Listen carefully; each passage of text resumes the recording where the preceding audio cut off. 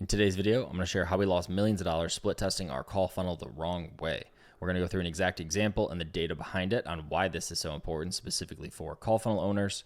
I'm going to go through the way that most people do it that is wrong, and I'm going to show you our setup that is accurately tracking and working today. If you stick around to the end, I'm going to go through yesterday's stats. I make these videos every single day, so I share real time what we are doing and where our numbers are at.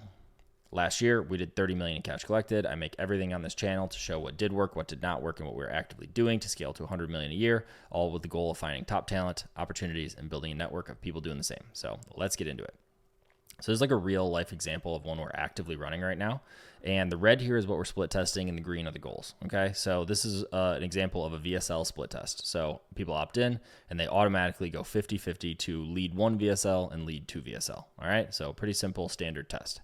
Now, green is the goals that are on page. So someone landing on the application, completing the application, landing on a booking, completing the booking, landing on the booking success page, and then terms over here is for purchasing. So this is why it's so important, is because a lot of the time in call funnels, you're doing this offline conversion. It's over the phone, it's on a Zoom, and how are you tracking it back to that split? Okay.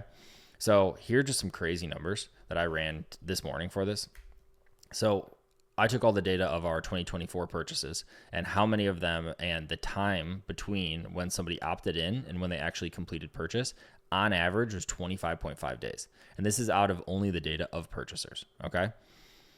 How many between the time between application and purchase was 6 days. And from the date that they actually booked the call, not when they had the sales call, and we have a 48-hour booking window. So from the date that they booked the call to the day they purchased on average was 3.6 days. So any of these tools you're using need to encapsulate and capture all the data from where they were this entire part of the funnel, because 25 days later they're purchasing and you're trying to figure out when they landed on this page and which one they landed on. This is like so critical, because on page, but not really. And what I mean by that is, yes, it's tracking the user on page, but you need to be able to store this server side and keep the data to know way more accurately. So when someone lands on an app page, in a lot of these split testing tools, it needs to be able to identify that person and know that what page they're on here to mark it as, okay, they hit this goal, they hit this goal, they hit this goal, right? The terms and making it all the way to the end of the purchase is just like massive, because they won't do anything on page. So how does it know and connect back? So V1 of this for us was Hyros. So we set up page rules in here. So basically when they landed on training-VSL1, we made a page rule that would basically tag them with this when they hit this URL. And then anywhere else down the funnel, because Hyros is tracking when they do these other steps down here, then we could track it back. I don't have a simple answer for you on why this did not work, but this is the way we ran it for like years. And every time something would happen, we ran one for like 6 months, and we came probably longer than that. And we came back and had training-VSL1 and training-VSL2, ran them over a 6-month period, and they were literally down to like $1,000 difference in cash collected. Right? Because the big thing here, and like my business partner leans really heavy into this and I push back, but like I'm on bandwagon now. But in this VSL, if you said, oh, like this one gets a 50% higher application rate than this one, you'd be like, oh, just mark it, because that's really easy to track. Really easy to track that this one got this. All the way back to purchase, a little harder to track, way longer time period.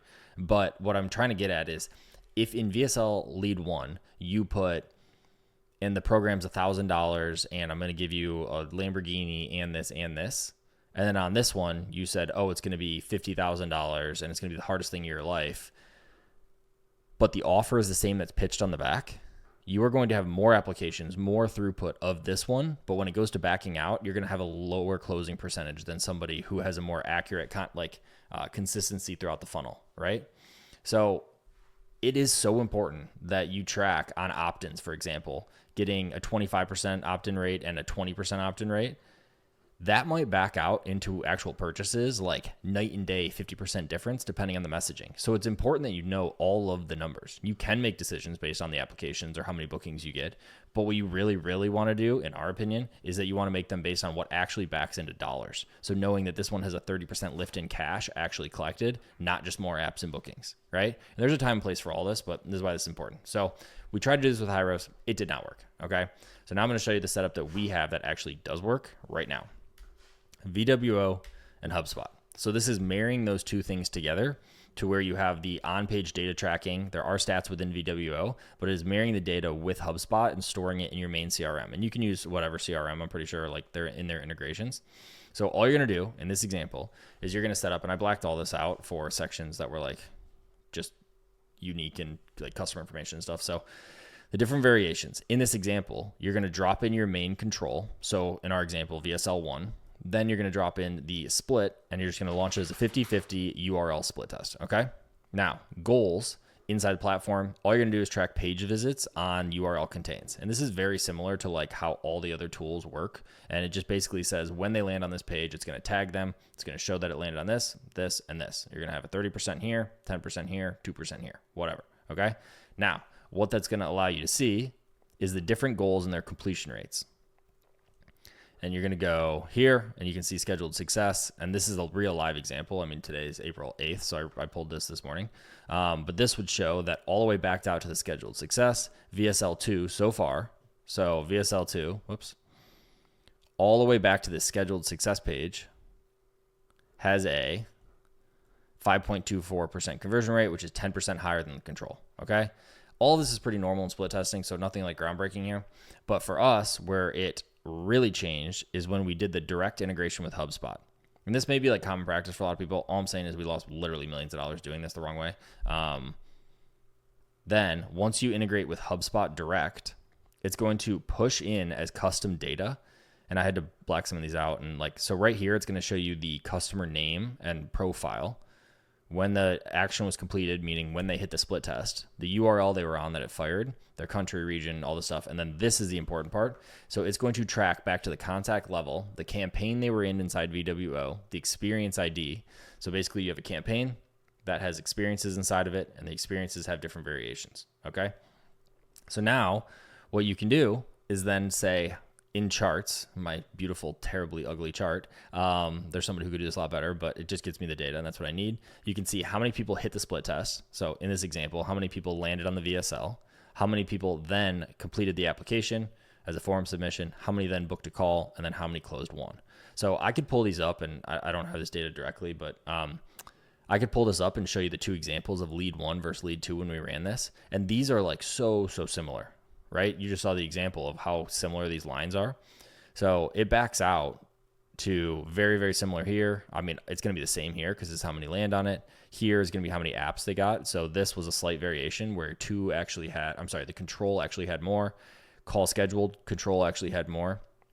But backing out, the lead 2 had like 20% higher purchases. So just crazy to see that like it has more calls, more apps, same amount of attempts, and has more users that backed out, right? So just shows you how integral this is. So you can do this at every single layer of the funnel. You can do this all the way up to, I gotta zoom out for you, whoops.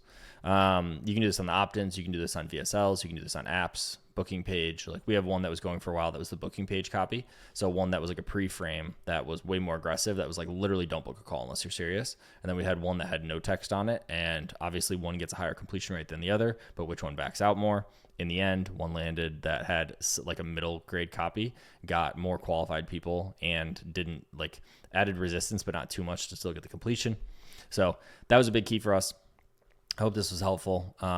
There's exec setups and tech and all that. I just can't share the back end of that because I will just show too much customer information and URLs and things.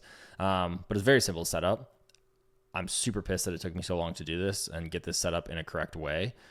We did try it with Hyros. I don't have an exact reason on why this didn't work, because you'd think it would if there was a tag that fired for that exact person, because it has all their fingerprints. It has all the stuff that they've done throughout over time. So just being able to look and say, who has training VSL tag 1 across this range? And what it really came down to was that whole like across ranges. So if you're doing it across this range, there's cache that's collected that's like at a later date. There's cache that or like leads that haven't been realized. Like it's really weird, like how they do the attribution of the timing. We went crazy custom with this and got this built because we thought it was a URL tagging issue. So we did an on-page firing custom events and like everything all the way down to it just like not working in the end. And this was like 9 clicks. Another quick little thing on this, super technical, or not super, but very technical, is we customized the script on this because essentially you need the VWO script to load the page and choose what split test, so which VSL they're going to go to. Then you need the HubSpot like script to run so it can identify what the person's information is and basically have that to match with the customer profile. And then you need the VWO thing to like fully load to send that information, right? So VWO to do the transfer or to pick the split. Then you need the HubSpot to load to get the like HubSpot UTK tracking.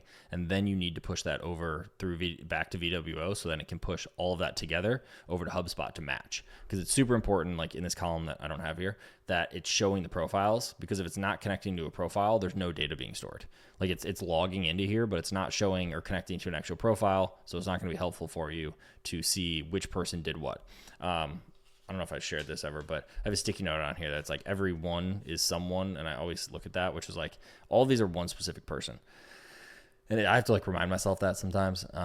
But you have to look at it in that way to understand sometimes on these splits, like at volume, it's just numbers.